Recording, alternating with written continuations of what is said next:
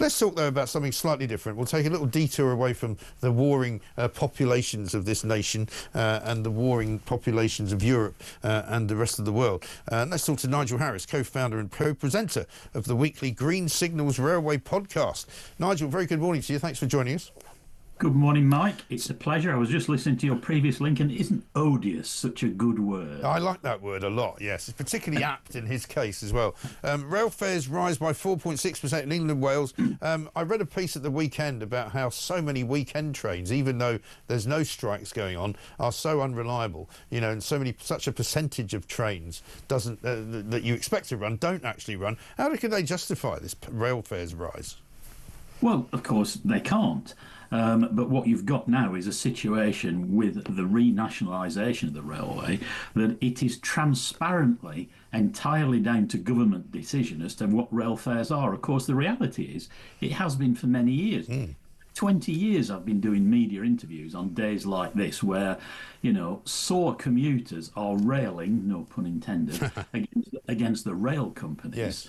But quietly, the DfT sat in the background, and it's them that set certainly the commuter and the regulated fares. I think the procedure is that the inflation rate in July the previous year sets the rail fare increase for the following year. Right. And occasionally the government has shaved a percentage point off what it should be and hope that we'd all see this as a great boon. But the fares have relentlessly gone up every year. Interestingly, at the same time, I think since 2011 or 2012, is it, the duty on petrol and diesel fuel has not gone up at all. Right. So we've been cranking up the cost of public transport on the railway, which we say we want people to use more, whilst, you know, favouring road transport. It doesn't make a lot of sense. It doesn't. And I know that people will just say, I must be some kind of idiot. But whenever I've tried to book a ticket on a train, it's remarkably complex. It's more ridiculously complicated than anything else I've ever done. You know, I've booked tickets on planes, I've booked hotel rooms, I've booked all manner of things. But trying to book a train ticket, it's almost like you need to have somebody advising you on sort of four-dimensional chess or something. It's a bit Vulcan, isn't it? It's a bit Mr. Spock in that respect. Yes, it is, and that is one of the aspirations from the railways bill going through at the moment is to try and simplify that. Yeah. But just let me sound a word of caution there. If you simplify fares, at the minute it is complicated, but you've got this huge spread of fares, so there's one where you want it. If you simplify the range of fares, you tend to get increases. So, you know, simplification is a bit of a double-edged sword.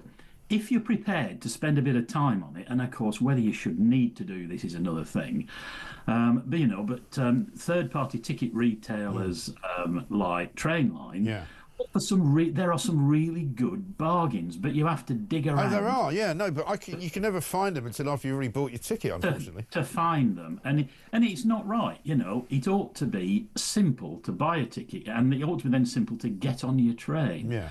And it just isn't. You're absolutely right. Now, I spent 28 years from 1995 editing the leading rail title, and pushed, and I saw no progress at all on this. There's two big problems which journalists need to be aware of. One is the Treasury is paranoid about the law of unintended consequences, that if it makes changes, the overall revenues will go down. Right.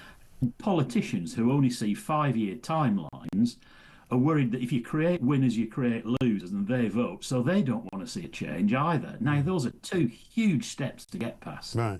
But we're now in the midst, I believe we are anyway, although I haven't really noticed any difference, in the renationalisation of the trains. I mean, the Great British Railways, or whatever they're going to call it.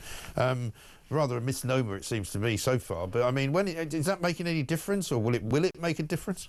Well, these things always take time, don't they? The legislation for Great British Railways is just being consulted on at the minute. So it's going to take a while for that to all go through. Right. But certainly, if you've got one directing mind who can say, right, you do that, and you go away, then you'll get away with get rid of an awful lot of the inbuilt conflict in the system, which has stopped progress for so long.